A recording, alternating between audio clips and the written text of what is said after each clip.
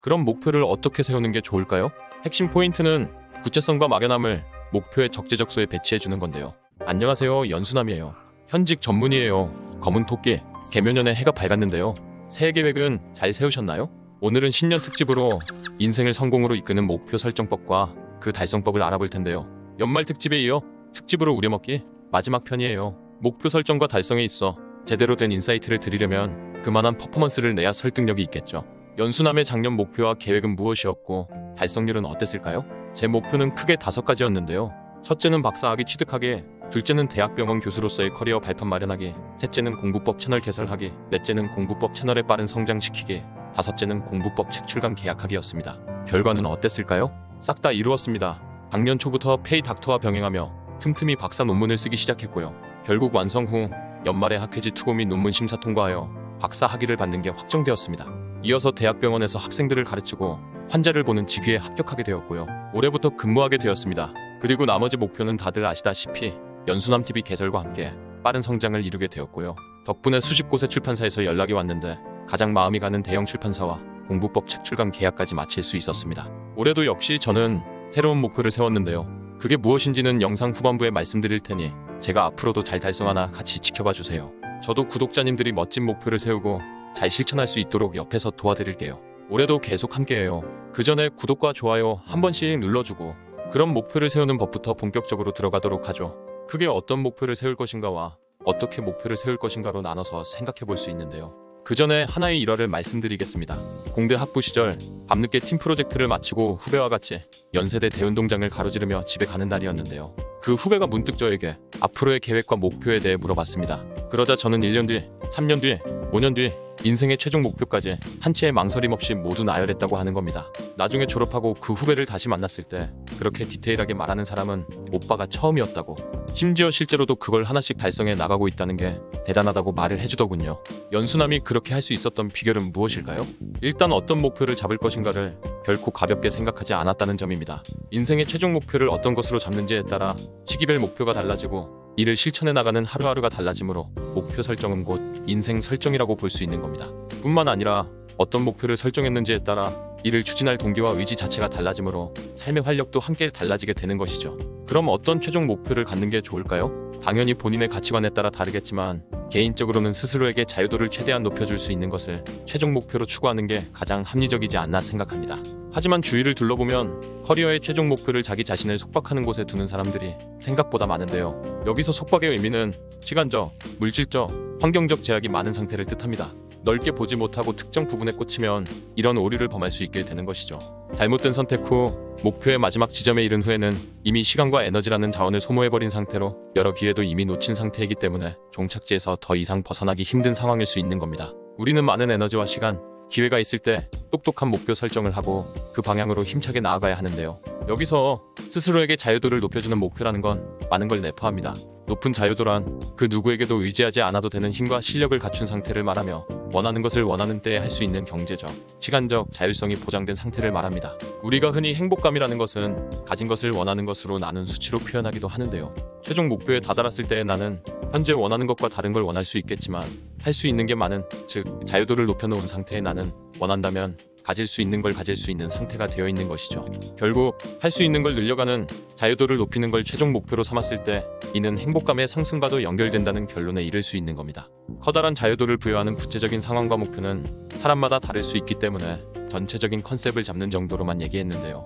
자유도를 높인다는 측면에서 최종 목표를 어떤 것으로 잡을지는 본인 스스로 치열한 고민을 해보시길 바랍니다. 그럼 목표를 어떻게 세우는 게 좋을까요? 핵심 포인트는 구체성과 막연함을 목표의 적재적소에 배치해주는 건데요. 구체성은 말 그대로 목표를 눈에 선명하게 보이듯 명확하게 잡는 것이고, 막연함은 커다란 컨셉 정도만 정해두고 구체적인 건 남겨두는 겁니다.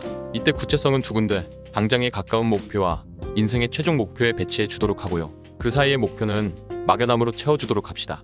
그 이유는 인생의 최종 목표가 눈에 보일 정도로 구체적으로 서 있어야 인생의 방향 자체를 제대로 잡을 수가 있고요. 가까운 목표가 명확해야 디테일한 계획을 세우고 이 계획을 하나하나 실천하면서 앞으로 나아갈 수가 있는 겁니다. 하지만 중간 목표는 막연하게 잡아주는 게 중요한데요. 이 직전까지 오면서 그 전의 목표들을 달성해가며 나 자신은 변화하게 되고 목표를 세웠던 시점에 비해 시대 상황마저 바뀌어 있을 가능성이 큽니다. 따라서 과거의 시점에 잡은 구체적인 목표는 현재의 나와 시대 상황에 맞지 않는 쓸모없는 목표가 되어 있을 확률이 커지게 됩니다. 그렇기 때문에 막연하지만 큼직큼직한 목표들만 세워주는 겁니다.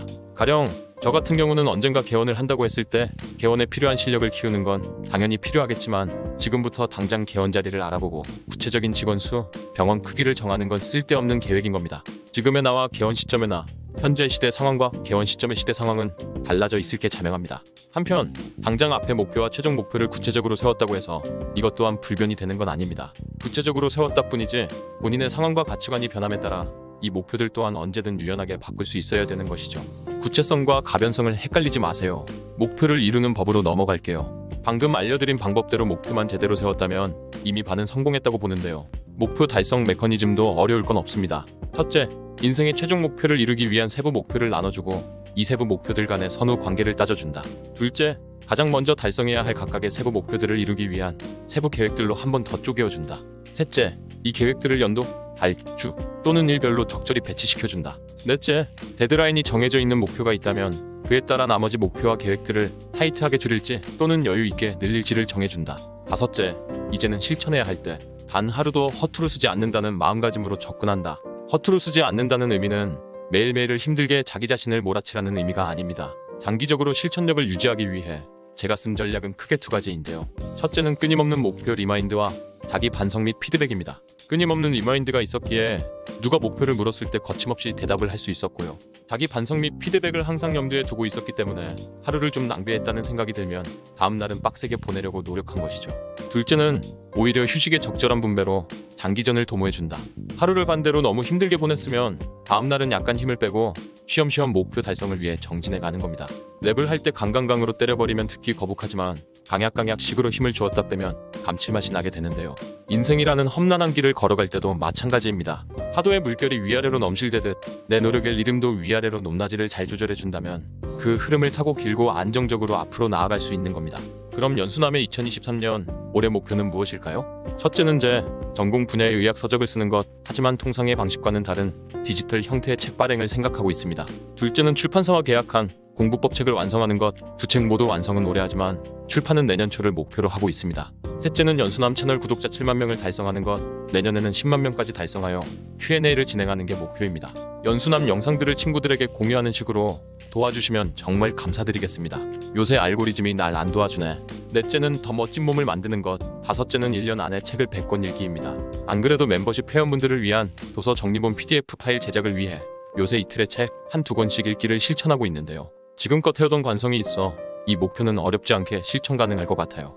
연수남 픽 추천도서 정리본과 목표 달성을 가속화시키는 습관 성공법 및 시간관리 심화편을 만나보고 싶다면 구독력 가입 버튼 눌러주시고요. 무엇보다도 저희 현재 최선의 목표는 저희 전공 분야에서 최고가 되는 것입니다. 쉽지 않은 길이 되겠지만 저는 거침없이 나아갈 것입니다. 그리고 그 안에서 얻는 수많은 노하우와 인사이트들은 계속해서 구독자 여러분들과 함께 공유할 거고요. 올해도 잘 부탁드립니다. 새해 복 많이 받으시고요. 감사합니다. 당당.